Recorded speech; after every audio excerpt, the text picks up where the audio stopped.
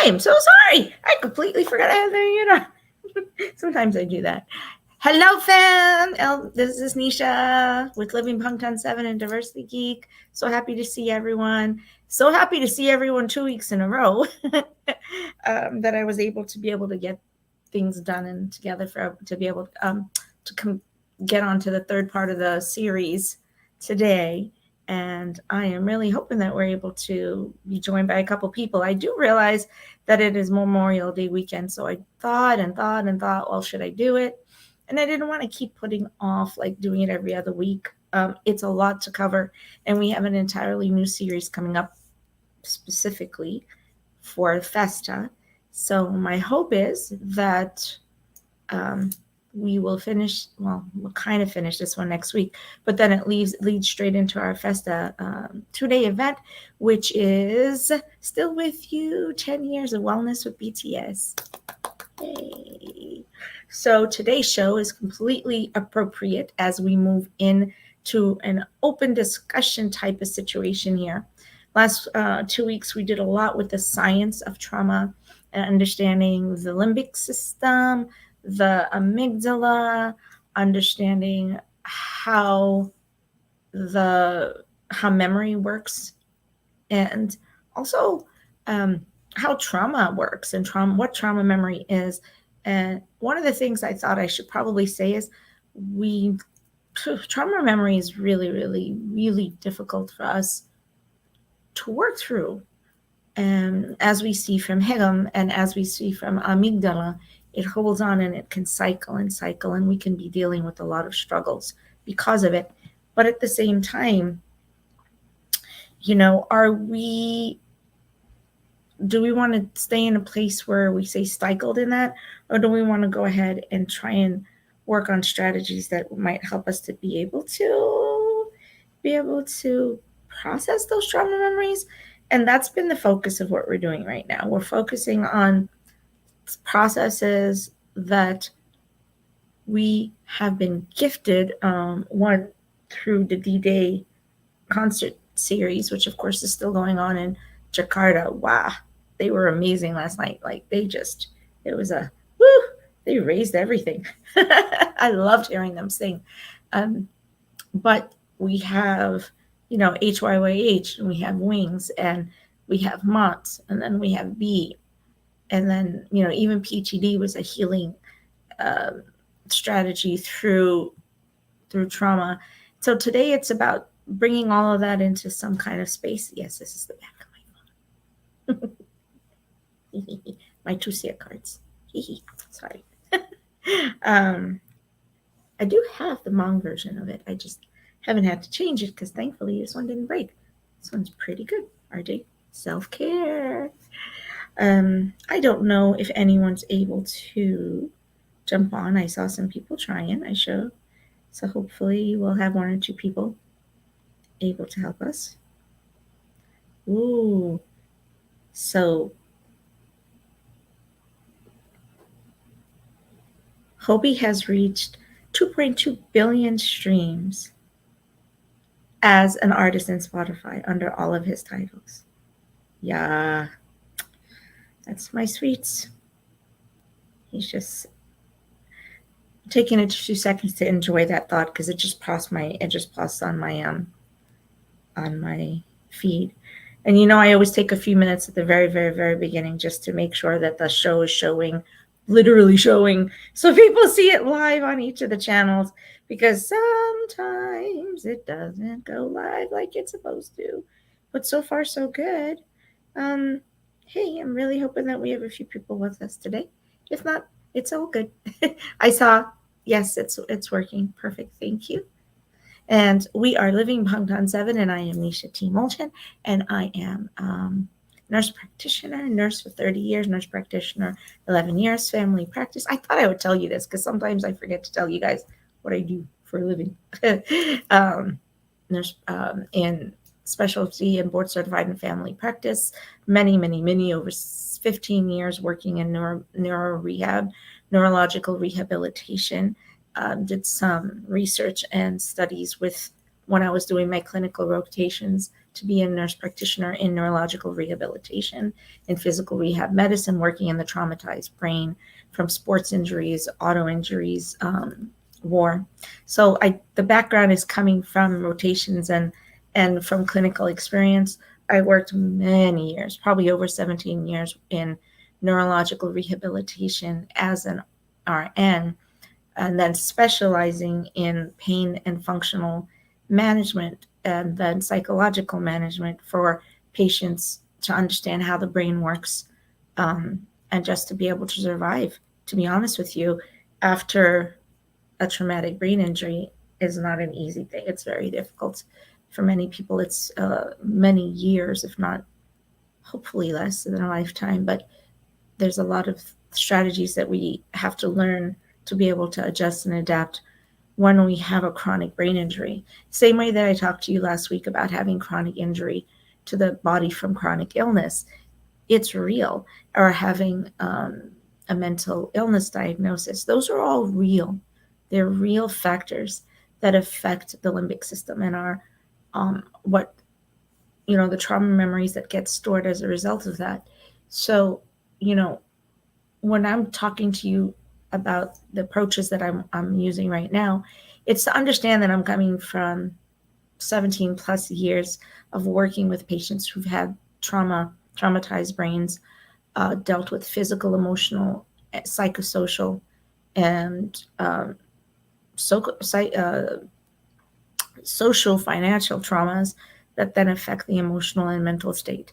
I actually did a project for 1.5 to 2 years working in Orlando with Coalition for the project with Coalition for the Homeless, looking at what we could do to help them in their physical wellness that would allow them to make healthier choices as they were out on the street, or to make choices about being able to rehabilitate or be able to readjust to society, to be able to work or go back to school. So I know I've never taken the time to have this discussion with you, but I thought I should probably do that, because you might be asking, yeah, I'm also a neurology nurse practitioner, and I do neurology and neuropsychiatry. And our program at Living Bangtan 7 and Diversity Geek is actually a cognitive behavioral therapy. It's the research was done in a way that the workbooks and workshops are something that you could use to be able to improve your self-care wheels. So, like I said, the physical, the emotional, mental, psychosocial, psycho-emotional, social, financial, all of the impacts.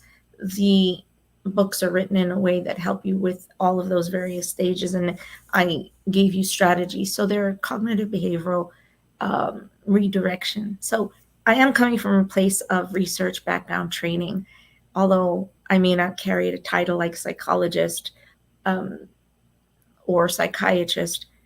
As a nurse practitioner, we're kind of limited in some of the board certification we can get.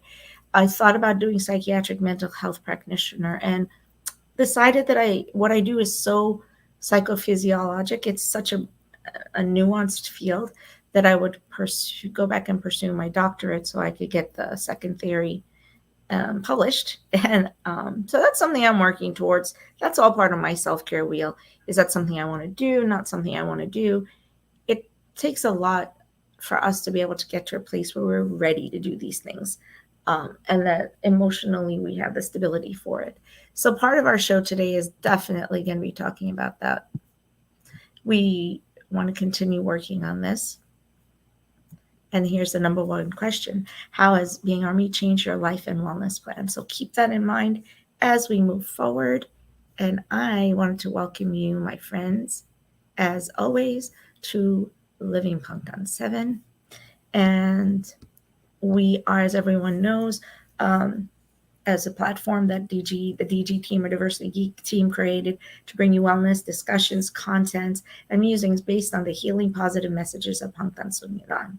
And my passion in this world is I love fandom. I'm a nerd. I'm a fandom researcher, and Bangtan has been my healing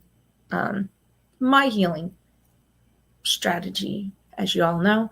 And LB7 is a reminder that the name Living Bangtan 7 is a reminder of the power the bulletproof or Bangtan philosophy has as a source of healing, healthy coping, and support when we are struggling to believe in ourselves and sometimes in the world around us.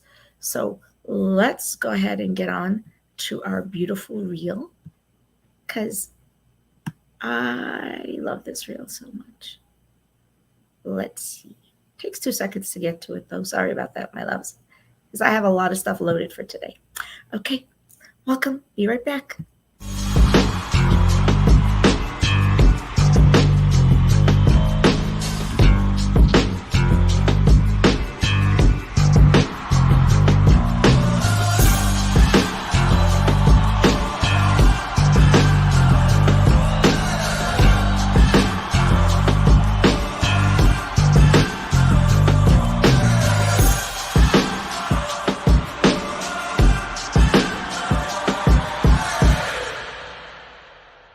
We are bulletproof.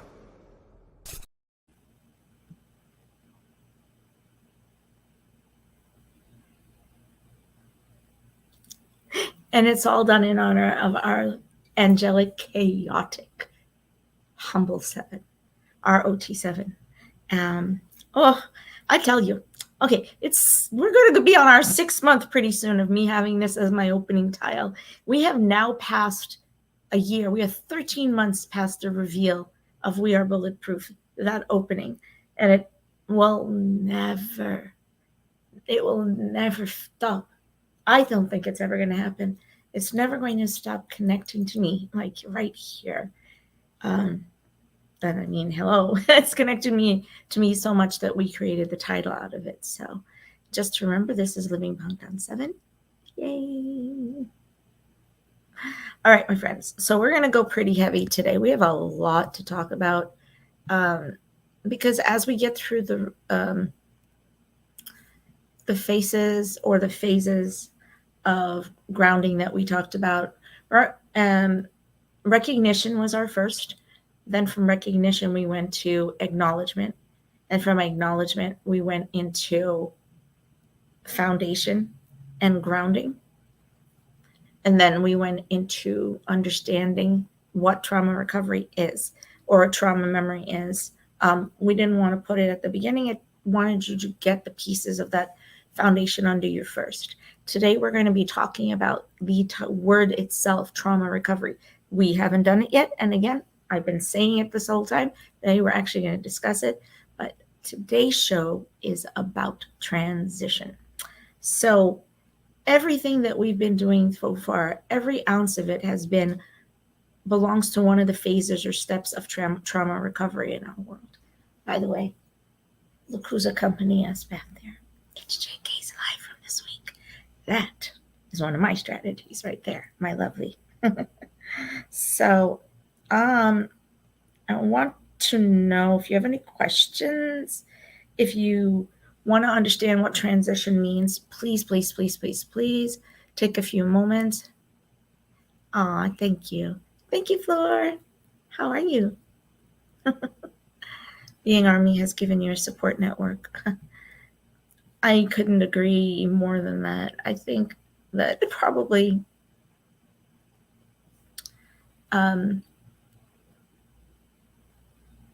50 million strong family is a pretty big family to have. I'm not saying that all Army together will, give you this big collective hug, and that's okay if they don't. We all have different ways of processing and responding to OT7 and to the work. And we all have very different understandings of what that work means for us. But that social emotional connection that we've talked about, that brought us together, Flor, that is, it's irreplaceable. You can't define it. You can't put a value on it. It goes beyond the social accepted norms. Army is its own healing strategy. So we talk about that in the show, as you guys know. And here's another question for you: how I can explore and magnify my own potential by exploring the healthy messages and content of BTS. So we're bringing it back because today is all about self-care with PTS. So we're going to go ahead and go back and begin with trauma recovery. So I'm sorry, I keep saying so today. I don't know what's up with me. I'm so sorry. Okay, so I have to lean back and go get the album in a little bit because I told you we were going to look at the album and I didn't actually unbox that one. So we could do that together today. Every solo project we've seen from the members so far has been an example of transition in self-care. Learning to accept the parts of your life that have been difficult, challenging, painful, horrible. The parts that may not always turn out how that may make sense in your world. And then finding transition strategies to help you disconnect from the tether that binds you to self-doubt, self-loss, loss of self-acceptance, or lack of self-love. Adapting transitional strategies is what's really important for you as you move forward on your path and your journey to self-care and positive self-identity. So happy to have you back with us again this week as we continue this conversation on lifting our HAEGEUM on mental health and trauma recovery. And so today's chat, as I said, is all about you, Army, and what it means to transition to self-care through the mental and emotional pain. And HAEGEUM, Amygdala, August G, Set Me Free Part 2, Wildflower, Epiphany by Jen, We Are Bulletproof. They are all breathing examples of transition strategies that we can have in front of us or we can create to be able to hold on to our self and our self-empowerment and our self-value. So we're about to go into that.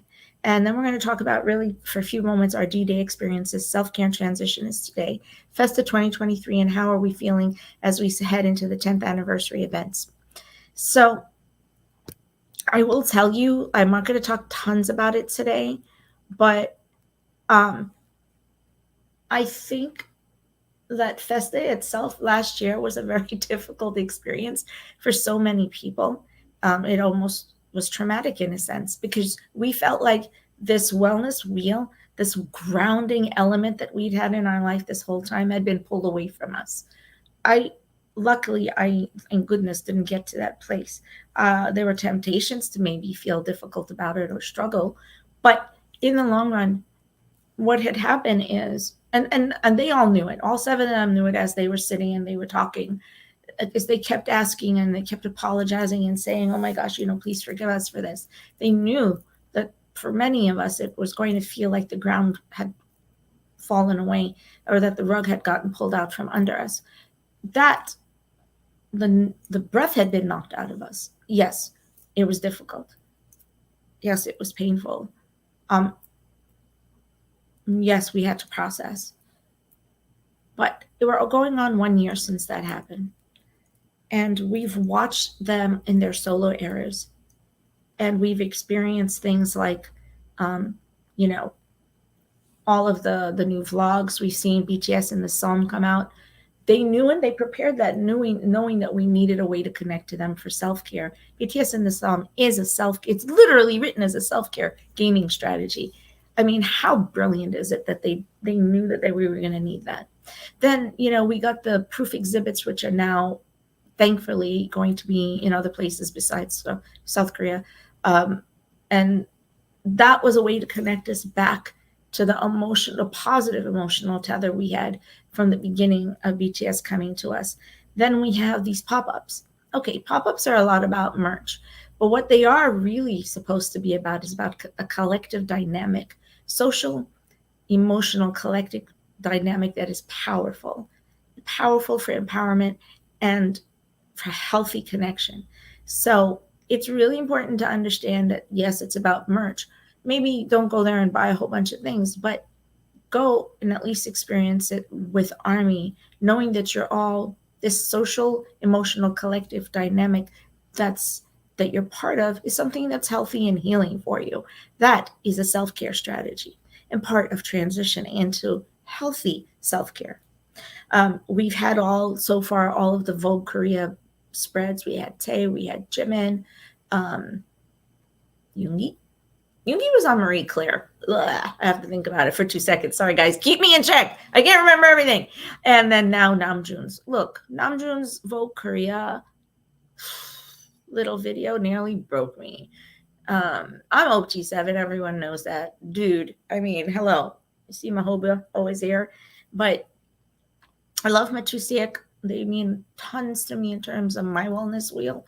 But Namjoon, I'm in love with that man's intellect. Okay. Sorry, I had to fawn for 2 seconds. We have Jimin breaking records as the fastest to reach 1 billion streams, surpassing even JK. And then we had Hobie reaching over 2 point something billion on his own on Spotify.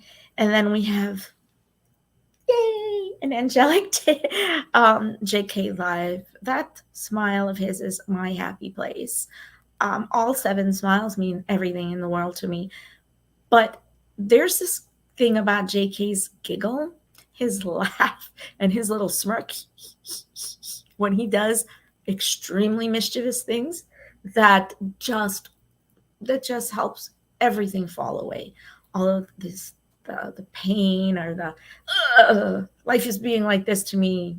You know, self-pity is okay, guys. It's okay to have it sometimes, but sometimes you hold on to it too much. Then you need to find something to help you come out of that. That is extremely associated with healing and recovery from trauma, but I don't think we'll talk about it right now. I think we'll get into that as we move forward, because we have self-value, self-worth, and then self-pity are all things that we're going to talk about as we move into the future. Oh God, JK's laugh is the most contagious thing. Look at this little sweet patootie. Listening to his music. Look at that face. I'm sorry. Did you get that sweet face? Okay. Annyeong. Eek. So we're just going to let him play in the background because he makes me happy.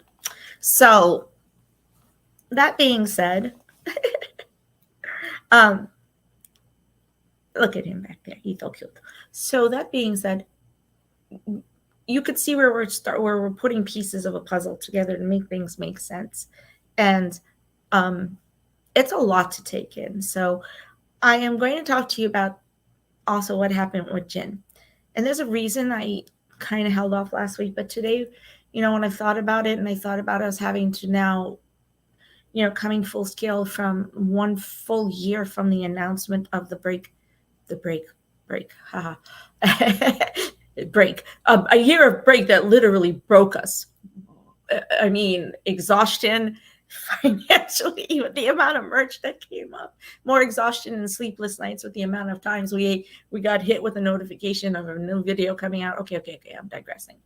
So I'll quickly address the incident with Jin and the inappropriate administration of the vaccine, which I didn't deep dive into, but the investigation continues. And I know that the events has upset ARMY across the globe, and that is because there is a risk of losing trust in the system that promised to keep him safe and them safe. Because if it could happen to Jin the first, then what about the rest? Well, now that the investigation is out and very much out in the open, and you could say that that's thanks to ARMY because we did not let it go.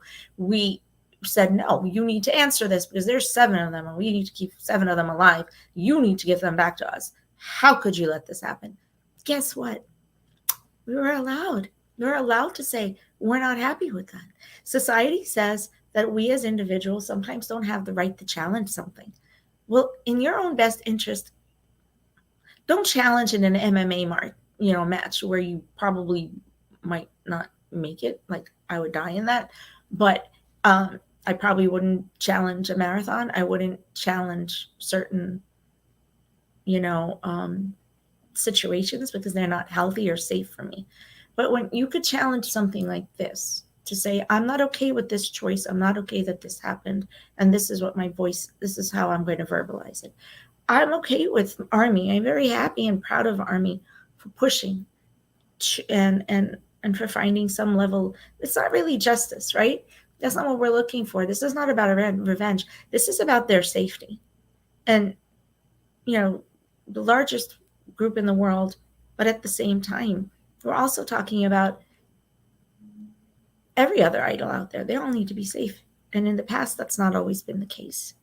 And remember, we're still preparing for the day And looking forward to the day when we have JK and TJ's albums coming out. I can't even imagine. So I just, there's a good, there's a bad, there's an ugly. There's a difficult, there's a strenuous, and there's a stressful. What we're going to talk about with transitions and self-care through BTS, what we've been talking about this whole time, is finding those strategies that you can connect to emotionally, psycho-emotionally, and psychophysiologically. Like, for instance, dancing to your favorite song, or watching JK do his live. These are all psycho-emotional and psychophysical manifestations of things we could do for our self-care. Of course, if you're watching his live while you're doing a treatment on a patient, not a good idea. Or while you're taking an exam, not a good idea. You have to be wise in your choices. But in the safety and in a good ventilating and in a situation and environment, watching his lives or these lives are extremely important strategies for us to be able to untether from some of the negative that's out there. And yeah, I keep talking about lives, but you understand how I feel about them. Basically what that does for us, and I'm going to probably put this in, like how I sometimes copy and paste something and I post it in for you. Oh man, here it is. It creates safe and cathartic spaces for ARMY and anyone who needs to hear their words. So whether it's our words, which I'm speaking about today, or whether it's their words, he comes back to us to give us a safe, cathartic space. When they get on a live, they're doing it because they want to give us a safe, probably empowered, cathartic space. Now, it is not a space where you can go and say bad things to our lovelies. They're angels. Do not say bad things to them. Do not judge them. Do not expect more than they're willing to give you. Got it? It is not okay to impress your agenda and your wants on them. They have way too much going on. Nor is it okay to do that with other people. That's also part of self-care. Understanding when it's okay to say, this is not okay for me. So JK making a choice to say that, ARMY's choice to do something was not okay for him, that was part of his self-care wheel. I'm not sure in the past that he would have done that because he wouldn't have wanted to hurt everyone. But listen, he has to be okay. His wellness is important. We love him. We adore him. We adore 7 of them. We need their wellness to be okay. We need them to be able to say to us, this is not okay, ARMY. And then we actually need to listen to them. Remember, try not to impress what makes you feel good on someone else if it's harmful to them emotionally, physically, or mentally. Okay? Okay. There we go. So that's what we're talking about. So now we're going to go and run straight into the trauma graphics. Whew. It's really hard doing this by myself because I'm the only one talking. So, the guiding principles of trauma recovery are the restoration of safety and empowerment.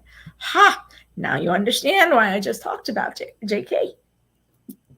Safety and empowerment. Recovery does not necessarily mean complete freedom from post-traumatic effects, but generally it is the ability to live in the present without being overwhelmed by the thoughts and feelings of the past. This is all coming from work by Dr. Janet Pierre, by the way, or Pierre Janet. Sorry, I think I have it backwards.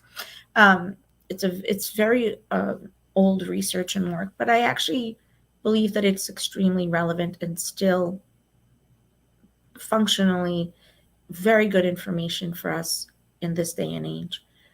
Which is interesting is that it is relevant considering that in 100 years we have so many various levels of trauma that our world have gone through. So the guiding principles of trauma recovery are the restoration of safety and empowerment. To get to a place of safety and catharsis and empowerment, we have to go through transitions, right? Every cell in our body has to do that every single day. Floor's on today, and she works with cells, teeny weeny ones. And understand that every cell in our body has to go through some level of restoration in order for it to function better. We're shedding bad things. and then we're bad tissue, and we're producing healthy ones. In the same way, the mind and the intellect and the psyche, the id, and the identity all have to go through cycles of figuring out what works for us, what's safe, what's cathartic, and what's empowering. So, safe, cathartic, and empowering. You guys got those words? You guys got those words? Recovery does not necessarily mean complete freedom from post traumatic effects. Big statement. Okay, I think I said this at the beginning. I believe most people go into recovery, self-care, counseling, therapy, thinking that the effects of what the trauma that they've lived through will go away. That's not how that works.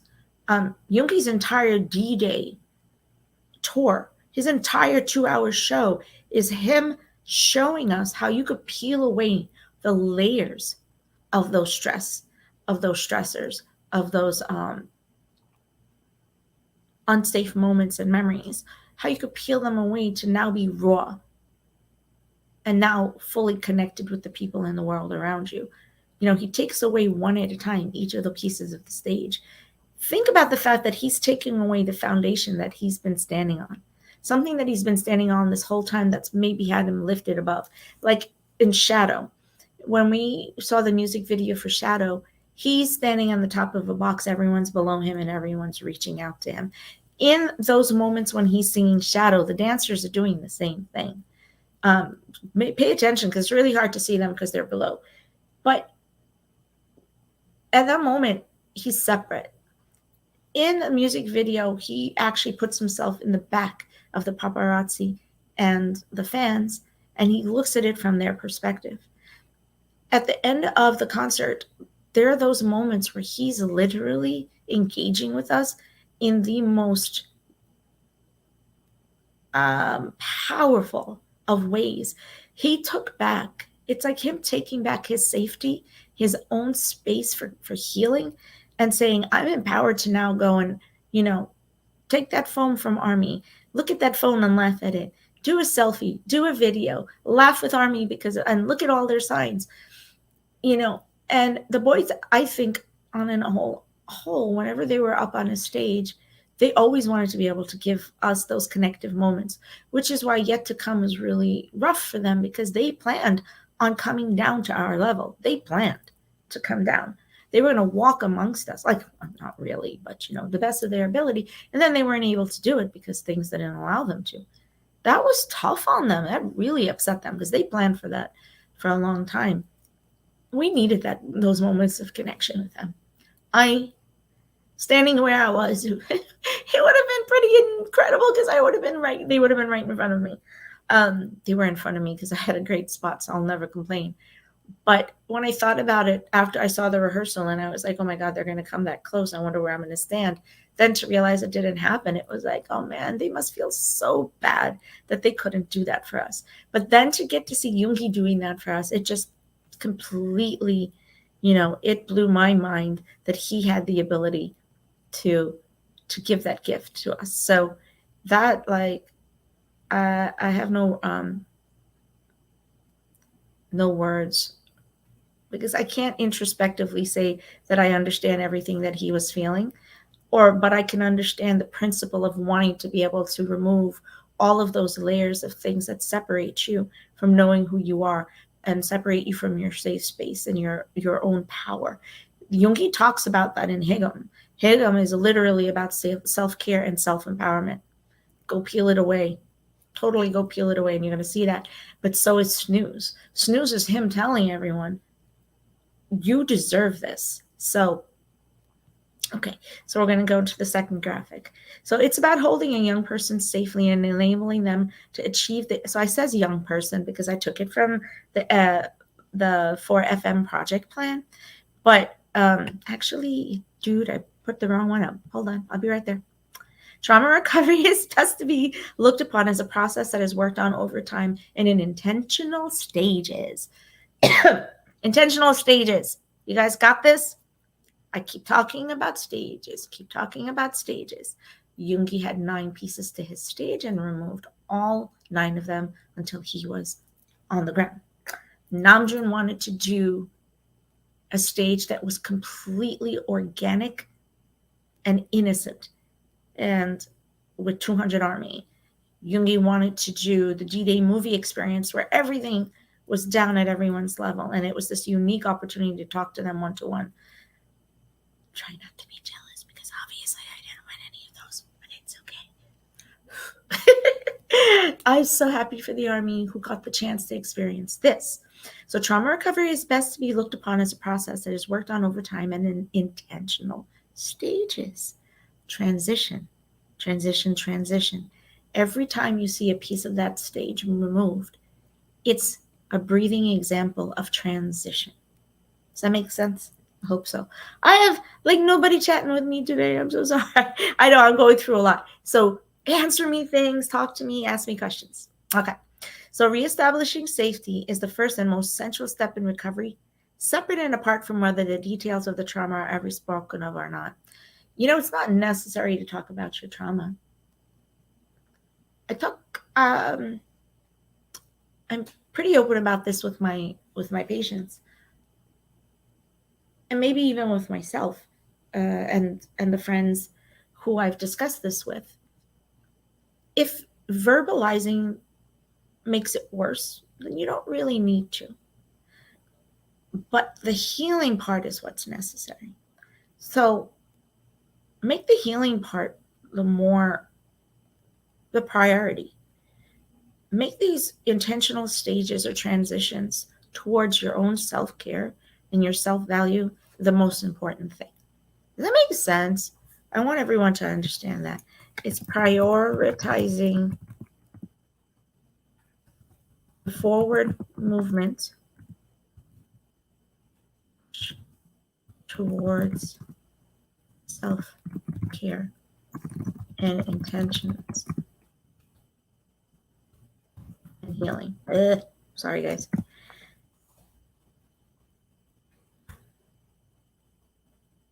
And think about how Yoongi is removing the barriers one at a time as he removes the pieces of the stage. So if anybody has any questions, let's talk about that. Bring that up for me now. So one thing that's really important for everyone to understand, and it's a really tough statement. So I didn't do it as a tile, and I'm thinking I might just post it. But trauma distorts a person's ability to maintain an inner sense of well-being. It can come from an experience that overwhelms your sense of being safe or your sense of being okay with yourself. That is a statement that I want everyone to understand. You think of trauma, we think of trauma, and we immediately think that we've been, physical trauma. We forget that we're dealing with emotional trauma, psychosocial emotional trauma, that we're dealing with mental trauma. And that's something that could be present in our life at any given time. Bullying doesn't have to be physical bullying. Bullying is psycho-emotional and mental trauma. Verbal abuse is trauma. Being, suppressed, oppressed, or discriminated against is psycho-emotional and mental trauma. These are all traumas. Right now, we're living in a world where there's a lot of things going on that are traumatic. We hear a lot of things that are traumatic. So what I want you to know is, hi, Sherry. Trauma can come from any experience that overwhelms your sense of being safe or your sense of being okay with yourself. The little T's and the big T's. Yep. I love that statement. So, Sherry, do you want to explain to people what that kind of means? That they're, I don't want to explain it for you. It's your thought. So if you want to explain it, please, please, please put a comment in here. So the bigger traumas or the bigger T's, as she states, are the ones, okay, I even don't like saying that, okay? I'm just going to step back even from myself because you guys know that I do that on another show. I am not a person who likes to label things at all. It really bothers me at the very core of myself in medicine and in healing that we choose to make these self-defined labels that then other people are subject to. So there's trauma that affects the physical, the emotional, the mental, psychosocial, financial well-being. That's a massive trauma. There's trauma that can affect all of that, but it wasn't physical. Emotional and mental and psychosocial trauma is debilitating for some people. Jungi talks to us in Amygdala about all three, like three levels of T's or traumas. The trauma was the physical one from his accident and reliving that accident constantly to where he can't break free of that accident, that physical injury. But it wasn't the physical injury only. It was the fear he had that kept him and from actually reporting it to anyone. And he even says it in the song. I couldn't tell anybody because the fear was is that he would lose, that he'd get kicked out of Bangtan.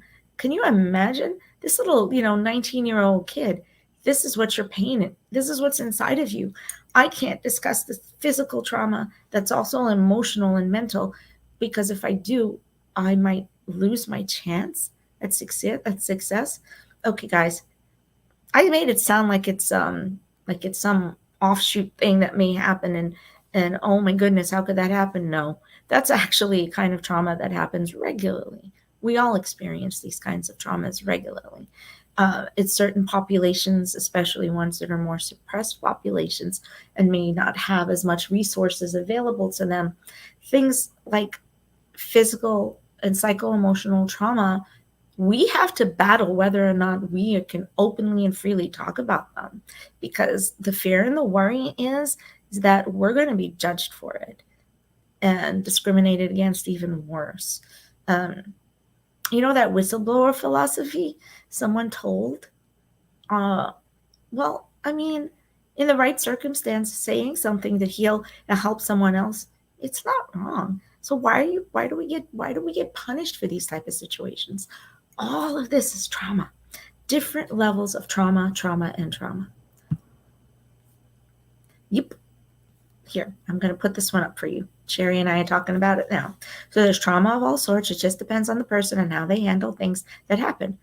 What may be a big trauma for me may not be a big trauma for you. So for me, it may be a lesser trauma or a little t, and it could be a huge trauma or a big T. Okay? See? I could have experienced the most horrible car accident, and that's a traumatic thing I have to go through, but I'm okay.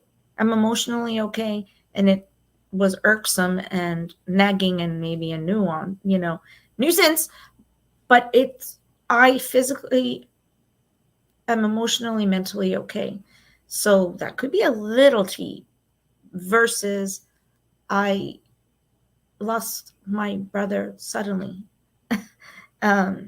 and had no time to prepare for that loss. That is the biggest T, one of the biggest T's in my life. I lost another brother, and that's another big T in my life. So those have affected all of the parts of my trauma, my emotional wheel, my healing wheel. And so when we're looking at Indigo, when we're looking at Face by Jimin, when we're looking at Jack in the Box, and we're looking at D-Day, we are physically seeing manifestations of all four artists working through a series of small T's and little T's and big T's, right? So Namjoon physically in the Wildflower, which is why I struggle to watch this video, and Amygdala, is physically showing him a manifestation of how these smaller traumas compound to then become bigger ones. And the memory now, the trauma memory we have is now built up like layers and layers and layers, like flashes. In the same way that Jungi showed us, JK's about to dance right there. In the same way that Jungi showed us in Shadow, that sensation of drowning or running and falling, that is what it can feel like, the traumatized mind, right? And transition is where we can establish and prioritize our safety and our self-empowerment. Yes, I'm going to absolutely put that on right now. And I'm so happy you're here because, I lost my brother to suicide in 2010. And it's the reason we created this organization, was to be able to do what we could to challenge the normatives out in the world that allow things like this to keep happening, or keep us from being able to identify or talk about or openly share or help each other through these things. I know that my family dealt with his emotional illness for many, many, many years, but not in a way that was effective, I think, to keep him from going down and down and down. So that is why we made the choice to go ahead and focus on the recovery the way that we're doing it now. And we called all of this series a HAEGEUM because we're lifting a ban on those concepts. I'm going to give you Sherry's story, everyone. So Sherry says, I lost my son to suicide 10 years ago. It has shifted what I consider trauma for me. That was the biggest T I have experienced and makes other things I go through seem like a little T. Yes. It is and has been the biggest T in my life. I want to say that too. I mean, I've dealt with a lot of physical illness. You guys know I have a chronic illness. And those are, they like to act out as big T's. But in the long run, this one was, I can't even imagine as a parent, how you're recovering, how you're healing. We have another Army friend in California who lost a child a few, 4 or 5 years ago, I believe, and that was to a sudden illness. I can't say how proud I am of all of you, the Army out in the world, who are able to find their path to transition to self-care, catharsis, and self-empowerment. I'm so proud of you. And that's why I'm doing this. These shows are catharsis for me as well. I have to learn it.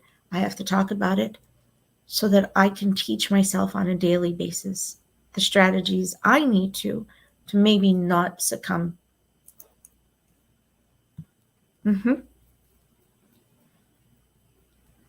It's life-altering. You know how I talked about at the beginning about self-rejuvenation? It's like wiping your entire cellular structure. It just takes a wand and wipes it all the way down. And everything you thought about who you were changes. Everything about what you thought was important changes. Yeah. And thank you for saying this, because I've said it with shows in the past, and I do talk to my patients about this.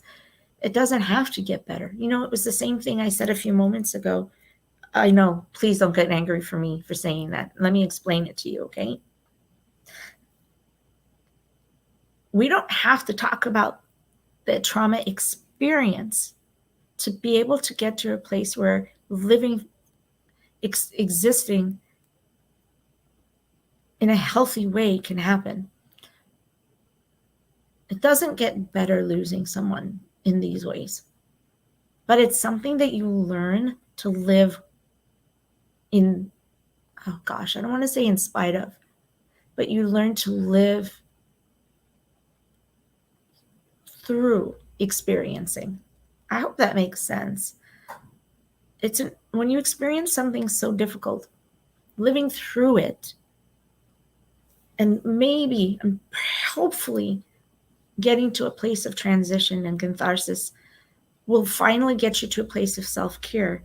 That's when it gets different, because it's the transition and self-care that gets you to a place where you are like, I have to focus on the healing, right? Because in the long run, I'm here. What can I do to make this better? What could I do better for me to walk through my day, or the people in my family who are also struggling. So I'm going to put up the next tile real quick. Just give me 1 second. So it's about holding a young person. So I took this straight out of this company's the trauma recovery model process, and I like this. I liked the statement. So it's about holding. I didn't put myself on self. Bleh. A young person. So it's not just a young person. It's just that their model is working with an at-risk community of younger patients, those who've been going through traumatic events, self-harm, and are self-injurious or addicted, or things like, going through those levels of manifestation. Those are the wrong side of self-care. Those are manifesting strategies that are actually self-injurious and avoidance. Oh, we talked about avoidance through the whole first episode. So go back and look at that. Avoidance and difference. Remember, we talked about that.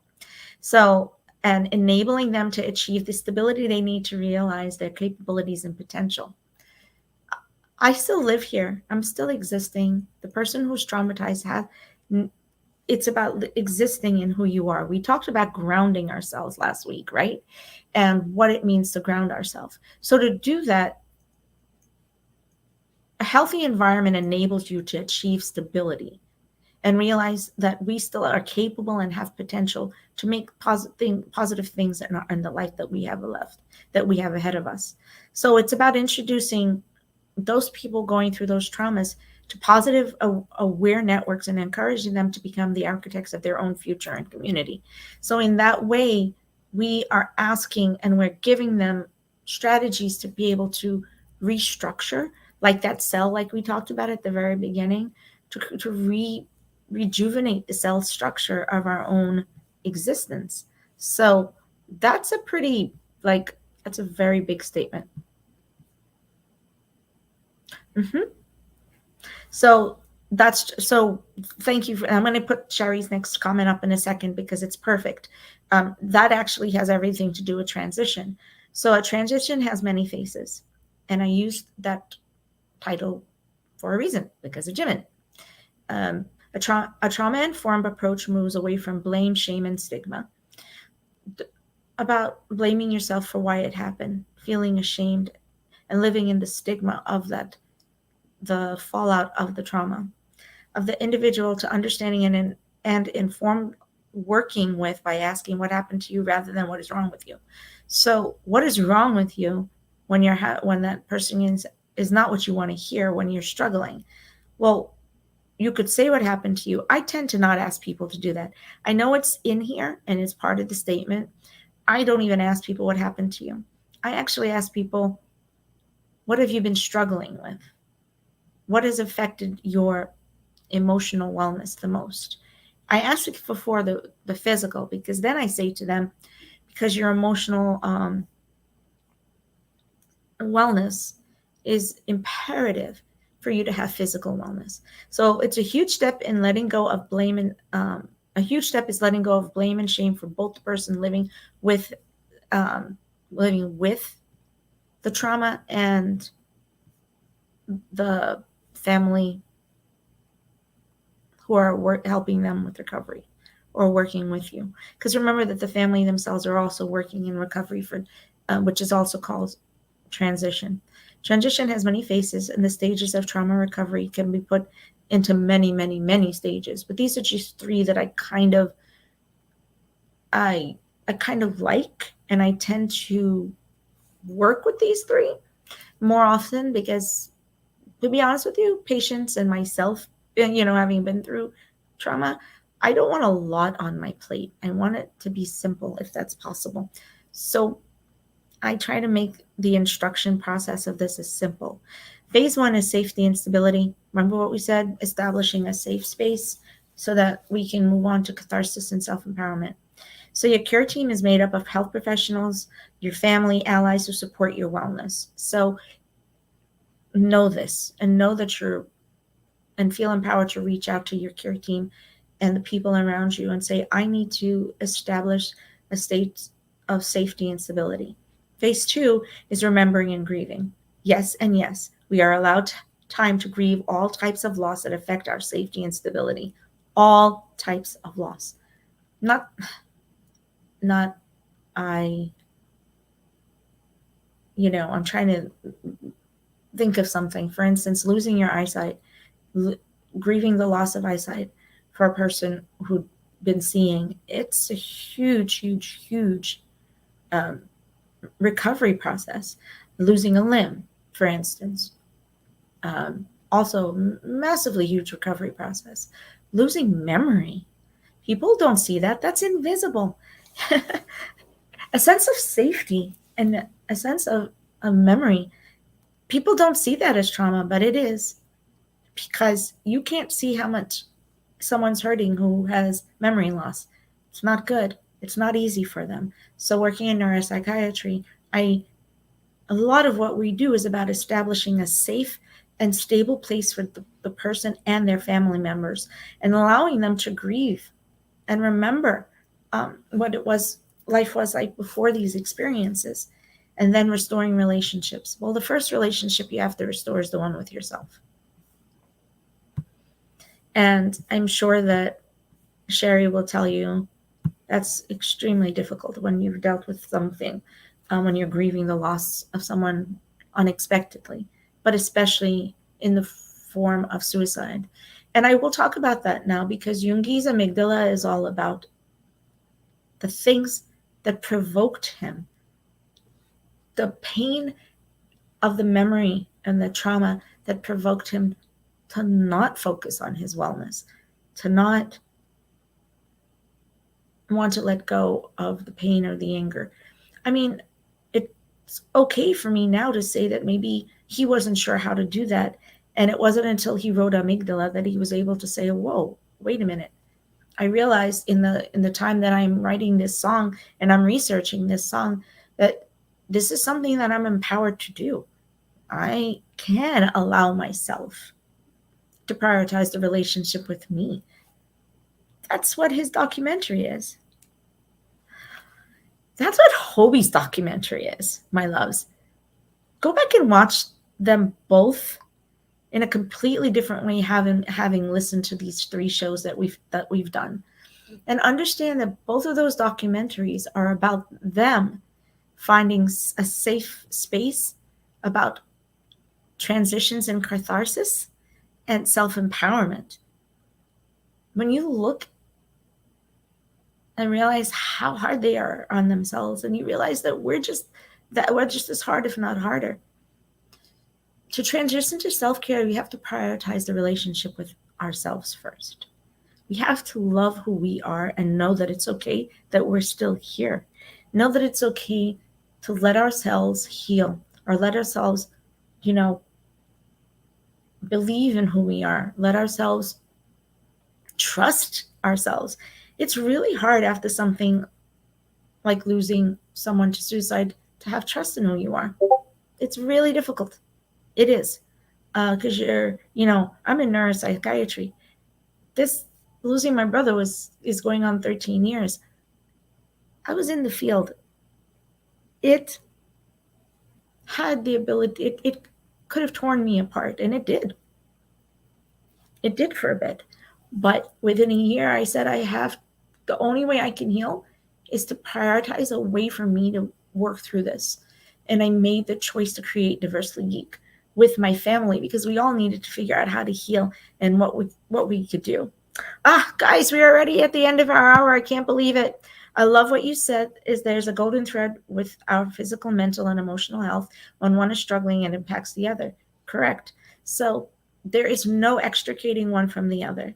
The emotional health and your mental health affect your physical health every way, shape, or form, which is why I focus my work on psychophysiology, because it's about the impacts of emotional and mental health on the physical body, and how so much illness that we deal with in the world are manifestations of the trauma that we've experienced in our life.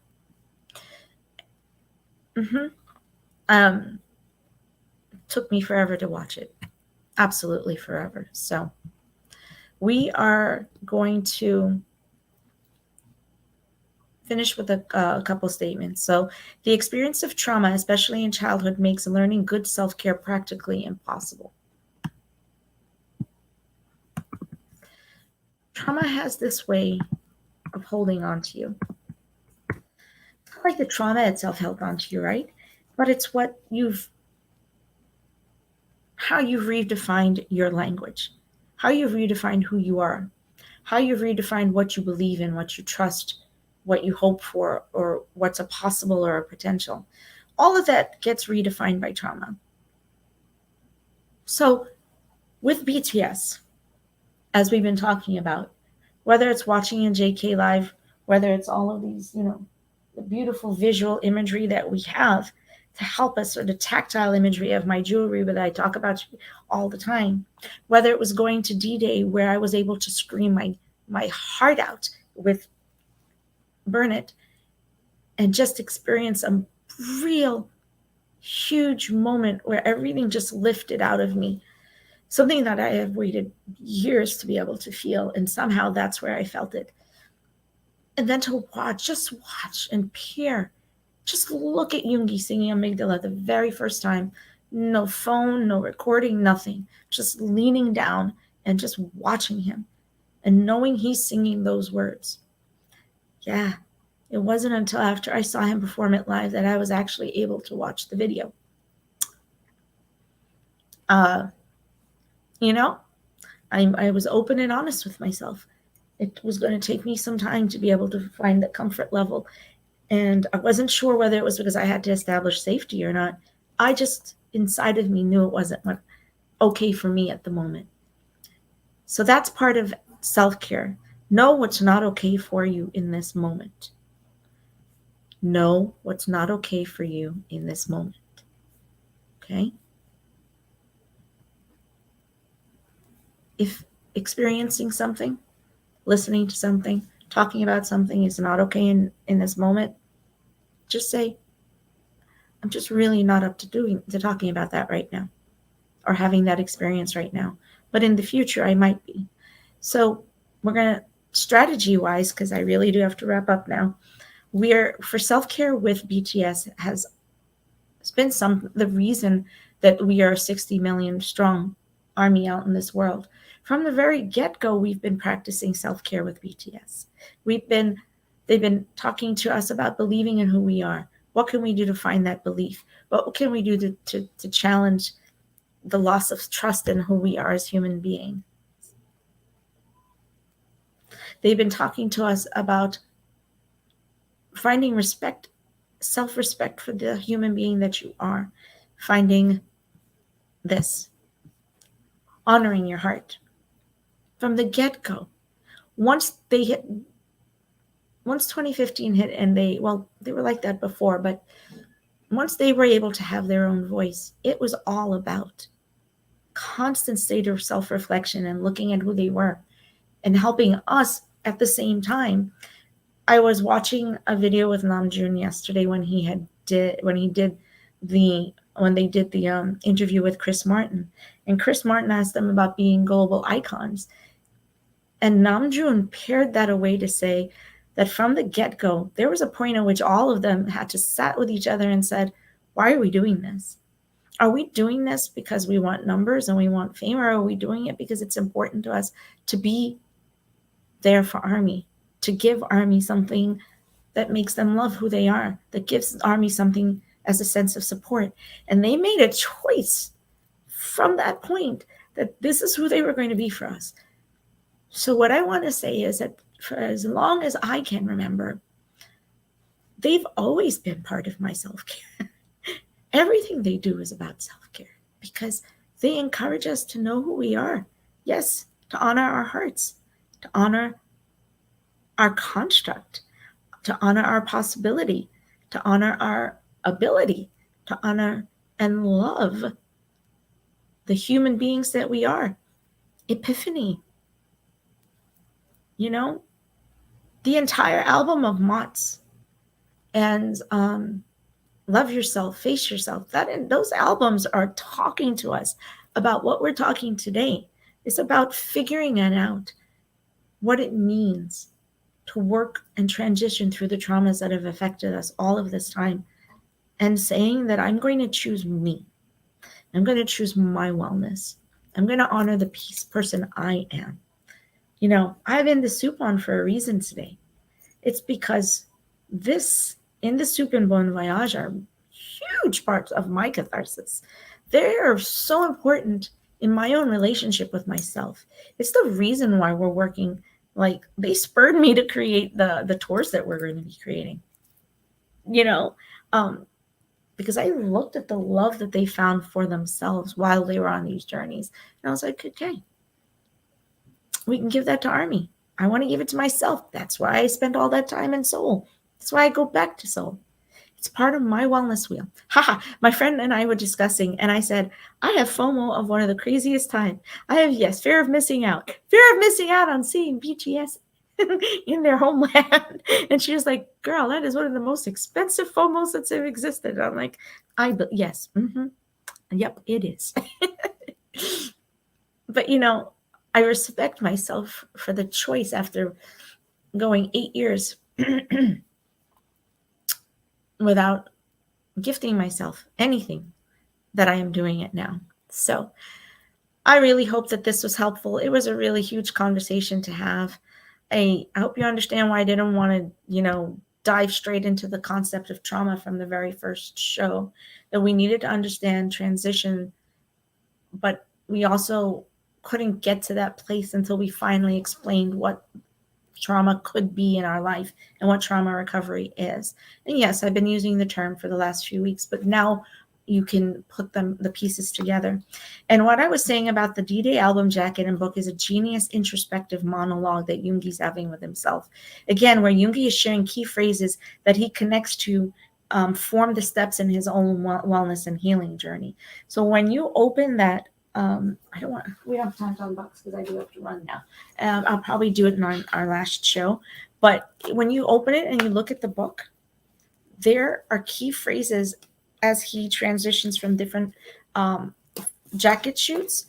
Each of those key phrases, if you go back and take a few moments, you can take that phrase and you can actually physically, I said I wasn't going to unbox.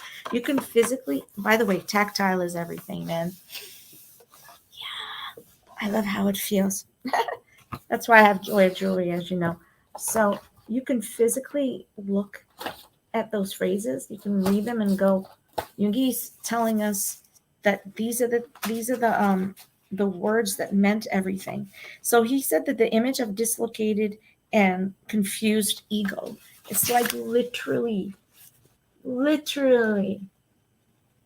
what happens in the trauma state, especially when a child has lived through trauma at an early stage in their life. It's like walking through a dark hall and you don't see the light at the end of the tunnel. You know, go back and look at this. And then when we talk about the set list with the next show, he actually has this. It says, this temporary glitch is my driving force. Dude, so why don't we then see these glitches that are happening in our existence that come from our trauma as a driving force towards our personal wellness? So, so much.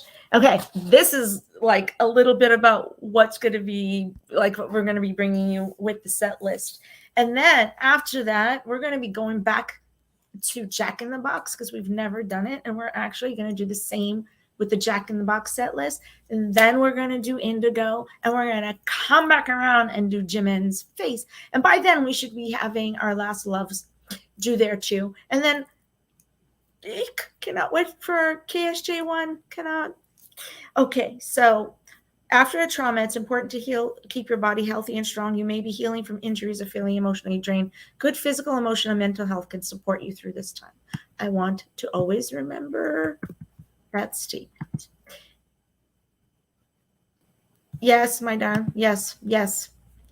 And the fact is that you and I are doing the same thing, Sherry. We both took this really, really, really, really, really painful moment and experience in our life, and we are turning it in, or a part of our transition is helping others, through the experiences that we've had. Thank you so much for being on today. You're the best. You're always the best. I love my Atlas Army for always being so supportive and being here. I know that it was, tough to be on today because it's a Memorial Day weekend. But when you have a chance, Sherry, please ask Atlas Army, share it, and ask them to get on there and see the show. Remember that our Festa events start June 11th, going into the 13th. We will be working with BTS Atlas Army. I hope, and a couple other groups, Florida Army HQ, BTS Army in France. I'm trying to think of who else has said yes. We have a couple other groups that we'll be working with over those 2 days to bring you a series of talks and a little bit of a workshop.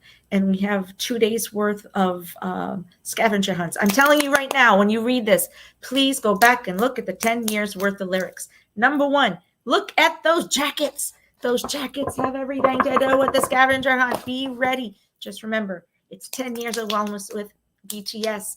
So be aware that the scavenger hunts and all of the quizzes are going to be related to 10 years of wellness with BTS. And y'all know how you could find us through all of our social media sites. So love to all of my army. Oh, God. I think I'm getting better at it. One day. I swear. One day. Yay. Nah. One day I'll get it. All right, my darlings. Apabangpo. Love you all. See you again, hopefully next week. Yay. See, one day I'll actually be able to do that. I don't know, because I got a lot of arthritis. Hopefully next week, but you absolutely pay attention because we're going to be dropping our schedule for Festa 2023. It's still with you, 10 years of wellness with BTS. And I'm so happy because I am hoping we're working with BTS Atlas Army on doing a show on each of those days, and with French Army as well. Yay. Love everybody. Bye.